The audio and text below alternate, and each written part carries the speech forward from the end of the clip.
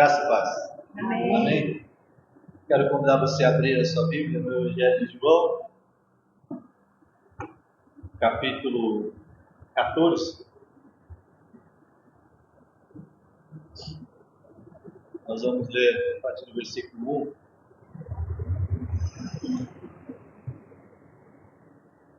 1. João 14, a partir do versículo 1. A palavra de Deus nos diz assim: Não se turbe o vosso coração. Credes em Deus, credes também em mim. Na casa de meu pai há muitas moradas. Se assim não fora, eu vou-la teria dito, pois eu vou preparar-vos lugar. E quando eu for e vos preparar lugar, voltarei e vos receberei para mim mesmo, para que, onde eu estou, estejais vós também. E vós sabeis o caminho para onde eu vou. Disse Tomé: Senhor, não sabemos para onde vai, como saber o caminho? Jesus respondeu: Eu sou o caminho, a verdade e a vida. Ninguém vem ao Pai senão. Eu gosto muito dessa palavra, né? E assim, de uma forma bem simples, bem sucinta. Eu queria deixar algumas palavras de Jesus. Assim, Jesus tinha uma capacidade, né, de ser direto, de ser objetivo nas suas palavras e alcançar o coração das pessoas, né? Isso é um talento, é um dom, né? Você poder falar e aquilo que você fala alcançar o coração das pessoas. E Jesus fazia isso com maestria, né? Jesus fazia isso com uma excelência, né? E nesse texto, nesse pequeno trecho que nós lemos, não é diferente, né? Ele está vendo, ele está sentindo um contexto, né, de tudo que está acontecendo, né? Se a gente lê o Evangelho de João, né, capítulo 13 fala sobre o traidor que vai ser indicado. Você já havia se preparando, já estava se preparando aquele ambiente onde Jesus iria ser entregue, enfim. E aí, diante da incerteza, da insegurança, né, daquilo que estava tomando o coração dos discípulos, das pessoas que estavam em volta de Jesus, na minha Bíblia, o título é Jesus conforta os seus discípulos. E eu fiquei pensando, né, e o que me chamou a atenção, por incrível que pareça, o que me chamou a atenção nesse texto, né, não foi só a palavra, mas foi o título, né? Aquele que escreveu, traduziu, né, essa Bíblia, né, a Bíblia que eu tenho, né, ele coloca uma palavra como título, não é, que precisa ser uma certeza para nós. E aí a gente vai pensar, obviamente, Jesus é o nosso conforto, né? Ele diante de tudo que nós precisamos, diante de tudo que nós desejamos, nem sempre a gente procura o conforto. Ou se procura de forma errada, né? Eu quero o conforto da minha casa, eu quero o conforto do meu sítio, eu quero o conforto do meu dinheiro, eu quero o conforto da minha estabilidade, eu quero o conforto que o mundo oferece. E na verdade não é esse o conforto que Jesus nos dá. O conforto que Jesus nos dá e que é muito próximo de consolo, e aí na continuidade do texto, no versículo 16, não é? Ele fala do Consolador, ele roga a Deus e o Senhor vai enviar o Consolador para permanecer conosco, né? Mas a gente vive uma vida confortável hoje. Se a gente parar para pensar, né, Jesus ele conforta os seus discípulos. Ou seja, se há uma necessidade de Jesus trazer conforto para os discípulos, é porque eles estavam desconfortáveis. E assim, e não era para menos, né? Porque Jesus ele veio e causou um rebuliço naquele lugar, né? O conforto, abre aspas, da religião, né? Dos mestres da lei, dos doutores da lei, dos governadores, de autoridades, sejam elas religiosas ou não, eles estavam vivendo, abre aspas, dentro de um conforto humano.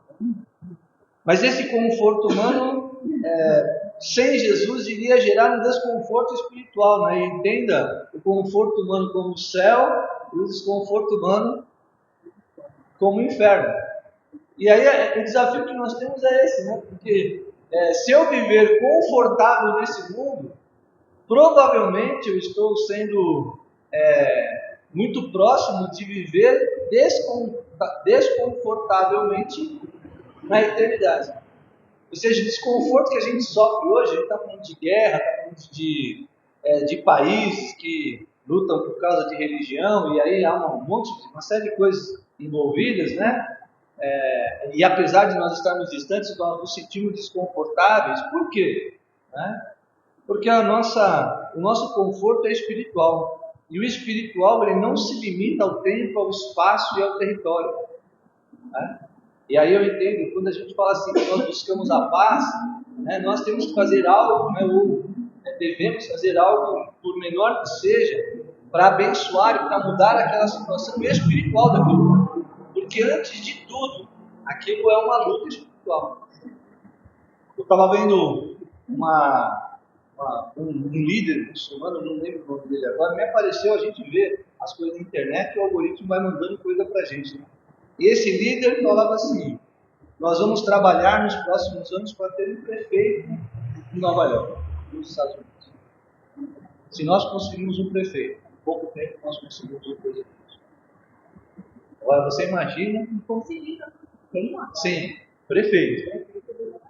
E aí eu fico imaginando assim, o que eles fazem a longo prazo. Aí a gente fala sobre, eu não vou falar o nome, mas existe uma facção criminosa, extremamente organizada, que todos nós conhecemos, né, que há mais de 30 anos já vem se preparando e falando, né, nós vamos investir em jovens, nas faculdades, para que eles possam fazer aquilo que a gente tem como propósito, ou seja, né, isso precisa gerar um desconforto em nós. Não desconforto porque eu vou ter medo de ser assaltado, mas um desconforto porque aquelas pessoas que estão envolvidas com isso certamente estão longe. Mas diante de tudo isso, né, o conforto que Jesus traz é através da sua palavra. Ele conforta e diz assim: não se turbe o vosso coração.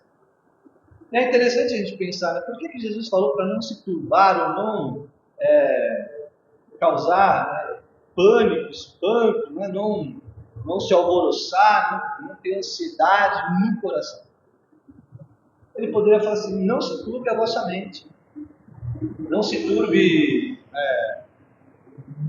as vossas palavras, as vossas atitudes. Não diz, não se turbe o vosso coração. Por quê? Porque do coração procede todas as coisas, né, segundo a palavra de Deus.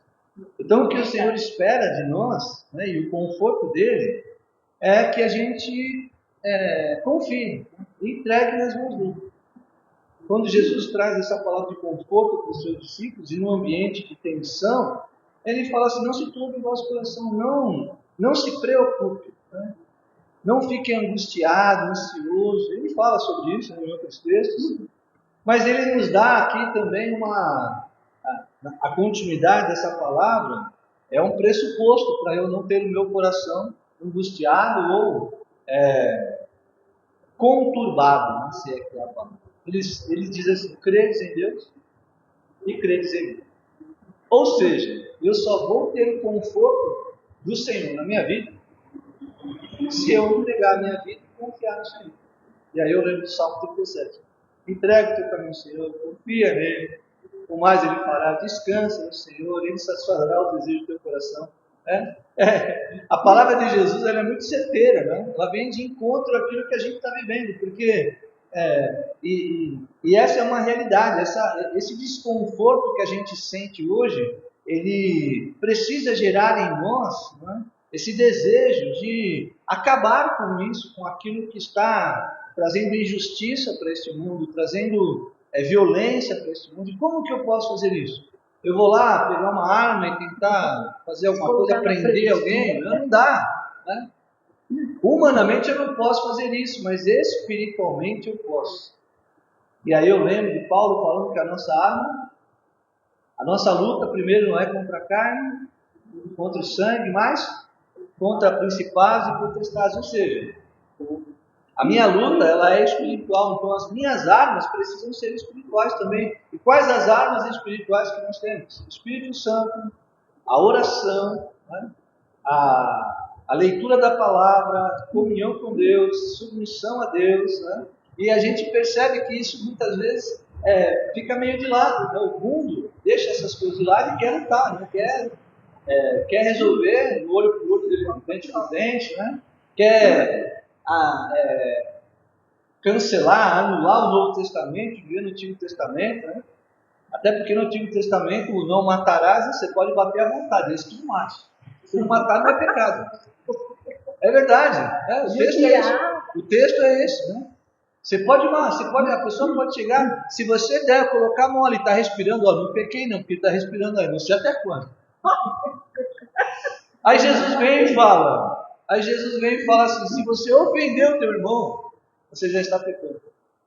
Então a gente percebe que o Novo Testamento ele é mais intrínseco, mais pessoal, mais íntimo. Mas Jesus ele traz essa palavra e assim, ele diz assim, para não se turbar, para crer em Deus, para ter fé, ou seja, o que move a nossa vida, não é? E nos faz viver e lutar para a gente, nesse mundo desconfortável, espiritualmente que a gente vive, é a fé que a gente tem em Deus. Não tem para onde correr. E aí, ele continua dizendo assim, olha, na casa do meu pai há muitas moradas. E é interessante, aqui ele já dá a letra, né? Porque ele já vem falando sobre isso. E parece que os discípulos não querem ouvir. Os discípulos, alguns deles, né, se não a maioria, queriam se livrar de Roma. Queria que Israel, né, o povo de Deus, o povo judeu fosse liberto da escravidão romana. Mas certamente Israel, o povo judeu, se ele fosse liberto da escravidão romana, ele seria escravizado por outro. Só há uma liberdade plena. É o céu. A gente sempre vai ser escravo de alguma coisa ou de alguém. Nós somos livres, humanamente falando hoje. Eu sou livre? Não sou. Eu sou preso a leis, eu sou preso ao contexto que eu vivo, à realidade que eu vivo, à sociedade que eu vivo, à política existente, não é? A justiça que está aí, que a gente sabe que ela é injustiça. Ou seja, essa liberdade, eu só vou viver quando eu estiver com Deus na eternidade. Ele fala, olha assim, creia em mim, creia naquilo que eu estou falando. Jesus está falando da sua morte e ressurreição, a gente está chegando no pé da Páscoa, né, e a gente tem que enfatizar isso. Nós estamos vivendo um tempo onde a Páscoa precisa deixar de ser para nós só um tempo de comer chocolate e reunir a família. Nós precisamos entender isso, que nós, assim como os discípulos viram e ouviram Jesus falando sobre isso, isso aconteceu, o que era futuro para os discípulos é passado para nós. Ou seja, já aconteceu. E se aquilo que era futuro para os discípulos se transformou em passado para nós, aquilo que Jesus promete para nós hoje, no futuro, um dia vai se tornar o presente.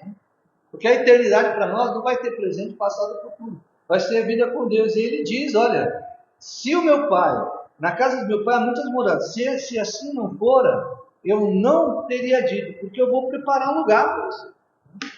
Ou seja, Jesus está preparando um lugar para nós. E nós estamos nos preparando para estar com Ele? A pergunta é essa, né? E Jesus, ele usa essa palavra para os discípulos, e a preocupação, eu imagino que no coração de Jesus, né, ele estava querendo confortar, animar os discípulos, para que já no final da corrida, no final da caminhada, ele não se perdesse. Eu lembro de Pedro, né? Pedro, por pouco, por isso aqui, ó. Por isso aqui. Ele não se perdeu. Porque ele viu Jesus sendo crucificado, o que ele fez? Ele abandonou, né? Ele deixou de lado, ele não sentiu esse conforto espiritual no meio do caos que Jesus estava querendo estabelecer no coração dele. E é isso que Jesus quer estabelecer no nosso. Ele quer estabelecer um conforto, um consolo, uma segurança que vem do alto. E essa segurança, esse conforto, não vai nos tornar melhores do que ninguém nessa terra. Nós vamos continuar sendo os mesmos. Mas, na eternidade, nós estaremos com Ele. E aí ele diz assim, e quando eu for, Eu vou preparar um lugar e eu voltarei, né, para que onde eu estiver, vocês estejam também. O que Jesus quer dizer para os discípulos e quer dizer para nós, né? O mundo está aí, está se acabando, está se matando literalmente. Qual que é a minha atitude em relação a isso? Vou me desesperar? Ou eu vou ter aquele sentimento, ainda bem que é do outro lado do mundo, que não me alcança? Alcança. Logo vai alcançar o mundo. Esse mundo globalizado que a gente vive, né?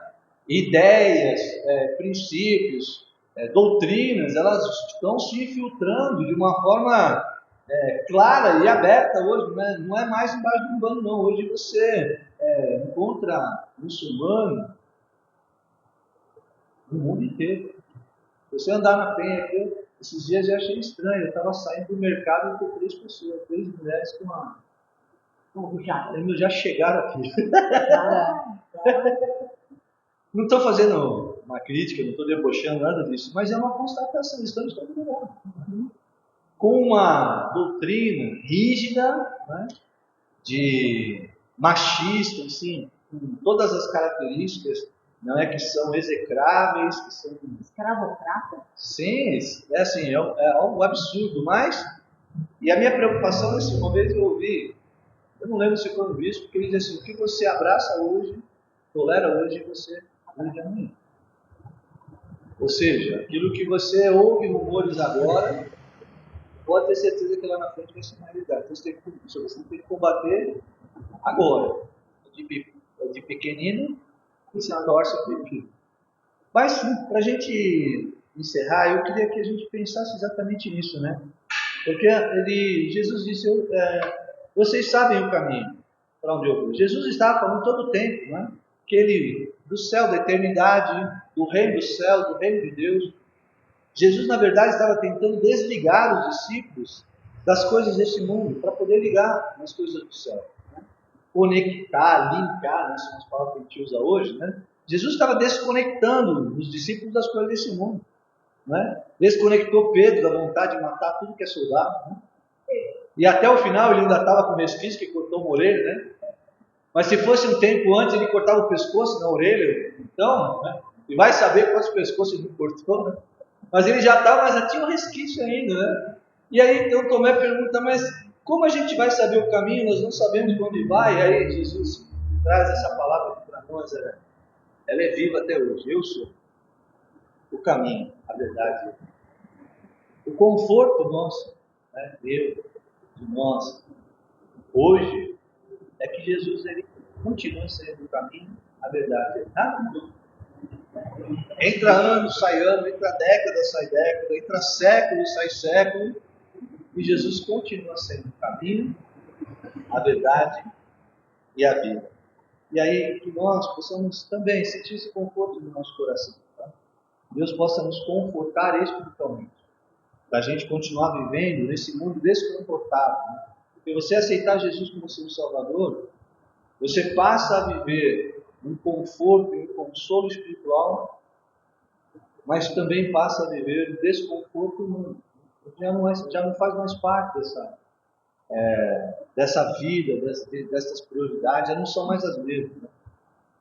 Quando a gente abre os nossos olhos, né, a palavra de Deus abre os nossos olhos, a gente percebe quantas pessoas estão perdidas, estão sendo inúteis, fúteis, né, se preocupando com coisas extremamente superficiais, né, buscando esse conforto humano, material, terreno e demoníaco, na verdade. Mas que nós possamos ter para nós essa palavra, que Jesus possa falar para nós, esteja falando no nosso coração, não se preocupe no vosso coração. Creia em Deus e creia também, porque eu estou preparando o lugar. E se você for digno, permanecer em mim, nós estaremos juntos. Amém? Vamos orar, encerrando. Bondoso Deus, nós te agradecemos pela tua palavra, Senhor. Que o Senhor possa ser mesmo o nosso consolo, nosso conforto, a nossa direção, Deus, o nosso escudo. Pai querido, nós colocamos nas tuas mãos, ó Deus, Aqueles, ó Deus, que nesta hora, Senhor, estão passando, Pai, por momentos difíceis, ó Deus. Nesta guerra que está acontecendo, Senhor, nós sabemos, Deus, que isso não é do Senhor, não vem de Ti, Senhor. Amém. Mas nós também entendemos, ó Deus, que a Tua palavra nos diz que o mundo jaz no maligno. Amém. Mas para nós termos bom ânimo, porque o Senhor venceu. Amém. Nós, no Senhor, queremos ser mais do que vencedores. Mas não vencendo as guerras segundo este mundo, mas lutando contra as hostes malignas, contra este mundo espiritual que se tenta se levantar e nos tirar da Tua presença, para que nós possamos, ó Deus, continuar sentindo a Tua presença, Pai, buscando a Tua palavra, Senhor, e crendo que o Senhor continua sendo o mesmo, o caminho, a verdade e a vida. Amém. Oramos, ó Deus, e Te agradecemos por tudo em nome de Jesus. Amém. Que a graça do nosso Senhor e Salvador Jesus Cristo, que a bênção do Deus Pai, Filho e Espírito Santo, seja sobre nós permaneça, hoje e para todo sempre. Amém. Amém.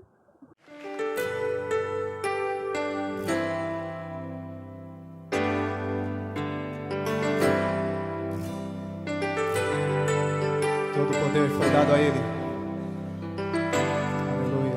Nos céus e na terra. Todo o poder te foi dado no céu e na terra.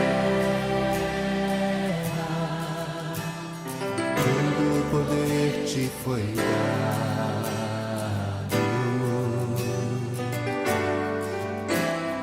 Deus o Pai te exaltou sobre todas as coisas. Deus o Pai te exaltou.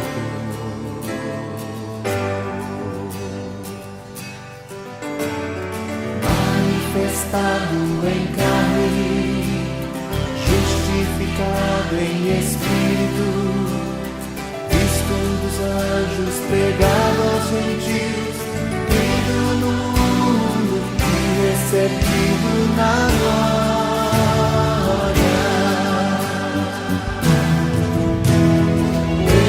Levantai, ó portas, as vossas cabeças. Levantai-vos, ó entradas eternas, e entrará o Rei da Glória. Quem é este Rei da Glória? O Senhor forte e poderoso, o Senhor poderoso na guerra.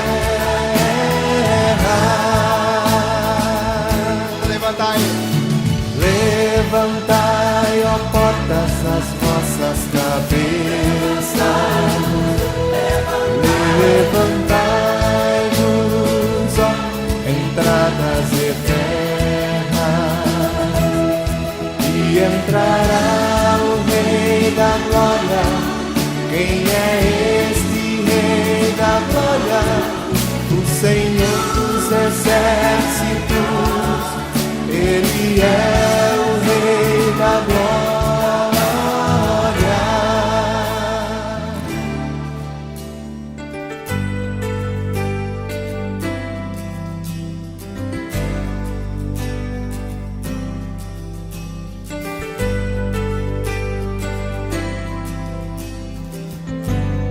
Declarar que todo o poder foi dado a Ele.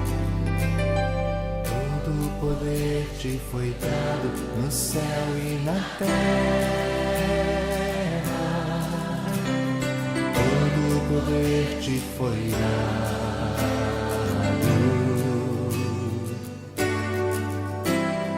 Deus o Pai te exaltou sobre todas as coisas. Deus o Pai te exaltou.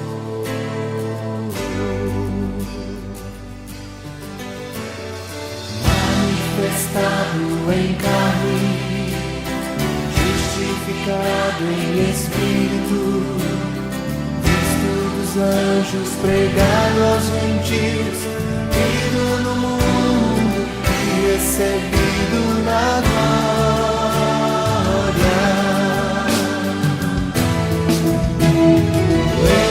Levantai, ó portas, as vossas cabeças. Levantai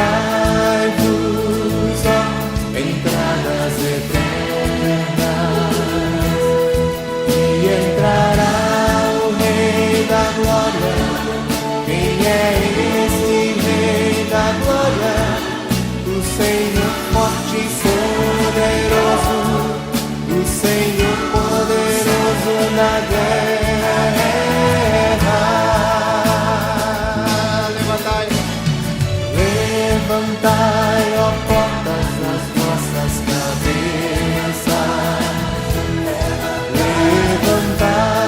Levantai-vos, ó entradas eternas,